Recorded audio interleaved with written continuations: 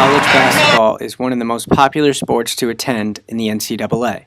This holds true at Quinnipiac University.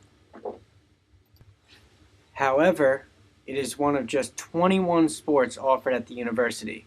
Why are the sports on the Mount Carmel campus so poorly attended? Kevin Noonan is the chairman of the Quinnipiac Bobcat Sports Network. QBSN is special because it's the flagship station of Quinnipiac athletics and covers every single sport that the university has. And pretty much what I've seen in my 4 years here at Quinnipiac is I've seen a lot of attendance figures kind of vary throughout the time. Soccer's always been a sport that's kind of gotten about 500 or so, depending on the opponent. They've done better. And pretty much a lot of the women's sports on main campus struggle to draw fans. A lot of times it's parents that come and support their children. I mean, a lot of friends will come, but it's not necessarily people outside of that. Is enough being done to promote these athletic events to get the students to want to attend?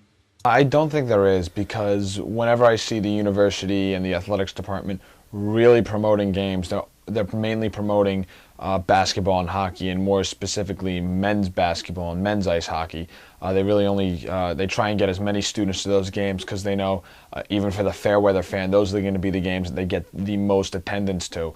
I would like to see them promote more of the fall and spring sports down on the Mount Carmel campus, because some of those teams are unbelievable. The men's soccer team won an NEC regular season title last year. The field hockey team's got a chance at the MAC title this year. The men's soccer team also has a chance at the MAC title this year.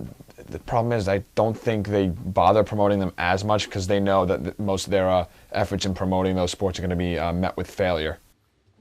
The athletic department makes attempts to promote sports on the Mount Carmel campus. However, according to QBSN chairman Kevin Noonan, the best promoter and the ultimate promoter is the student body. I think it depends on the student. What I've noticed here is Quinnipiac has a lot of people that are fans of other college sports teams. They're fans of a lot of professional sports teams, but they're not necessarily fans of Quinnipiac athletics teams. And I don't think there's anything that the school can do, because I mean, they send emails out every day updating people on what those sports are doing. And I think that it really ultimately depends on the student. The athletic department has found a way to reward the students who are attending the less popular sports. Introducing the Bobcat Fan Zone app. It has anything a Quinnipiac athletic fan can dream of, from radio to photos to social media, and now introducing a feature where all events are listed. Each sport, depending on whether it's men or women or how popular it is attended, each sport is weighted by a total number of points. The more points a fan gets, the more prizes they can redeem those points for. But how well of a job is the university doing to promote this new app? Initially, I think they're promoting it very well. It'll be interesting to see where they go from it, especially when winter season gets going, when all the games are at the bank, and especially with men's hockey and men's basketball, that it really doesn't take that much effort to get students to go to this game. This new smartphone app that Quinnipiac Athletics has put out is the best way to get more fans to be able to check in. I mean, like I said, you're not going to be able to reach everybody, whether it's because they have a different kind of smartphone or it's because they don't have a smartphone at all. I think you have to think of the overall picture, and that is the best way to go.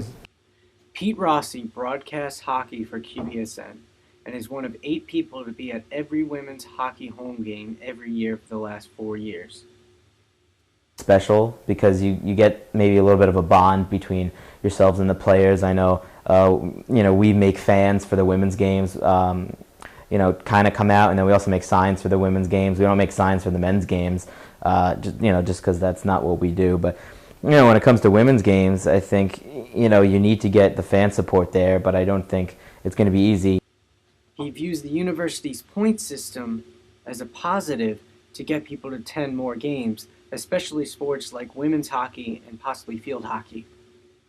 It can thank fans for actually showing up to maybe the games that would be less attended. It really aren't the more important games, just to make sure that the university is giving back in a way. Certainly, I think it's something that Jack McDonald and everybody over there in athletics really wanted to say thank you, I guess, to all the fans coming out. And, it's a nice, little pat on the back for everybody who does happen to go to the lesser-known games. But what do you do about students who check into events and then leave? I don't think you can really control that in any way. I think the people checking in to games and leaving is something that's going to happen no matter what kind of app you have. I mean, they had to start doing promotional items here at games at halftime because people would show up, get the free shirt or the free rally towel or whatever it was, and then just leave. I think there's got to be a way where you can only check in if you've been there for an hour or two. That's a good way to try and get people. I don't know how the software works or anything like that, but that idea I think would be very good. Because you're going to get those fans, and people have told me, oh yeah, I just went to the women's soccer game, checked it, and left. That's not the point of the app. The point of the app is to try and get people there. But I think they're on the right path with the app. I like the point system. I like the idea of giving out prizes to the first X amount of people who reach the point plateau. But I think that keeping people at athletic games, they're going to have to work on that. And if the team's winning and the team's fun to watch, you're going to go to the game because then you get the points, and then you're going to stay because the team's exciting to watch.